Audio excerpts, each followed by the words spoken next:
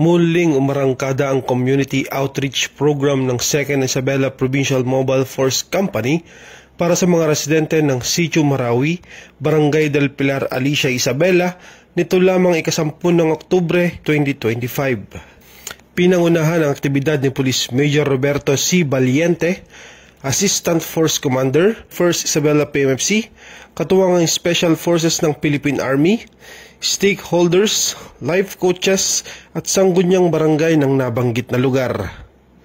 Nabenepisyuhan ang tinatayang aabot sa 80 katao ang tumanggap ng bitamina, gamot, ukay-ukay items, food packs, libreng gupit, libreng eye check-up at feeding activity.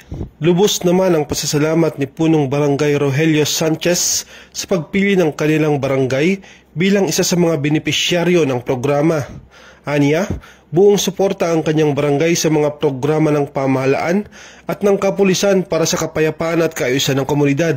Ang aktibidad ay bahagi ng patuloy na kampanya ng Philippine National Police sa pagpapatibay ng police-community relations upang mapalakas ang tiwala at kooperasyon ng publiko sa kapulisan at ipaabot ang tulong sa mahigit na nangangailangan upang maipadama ang presensya at malasakit ng kapulisan. Mula dito sa Lambak ng Cagayan, ako po ang inyong Police News Network Correspondent, Police Corporal Kelvin Paul Juan, alagad ng batas, tagataguyod ng Balitang Pulis.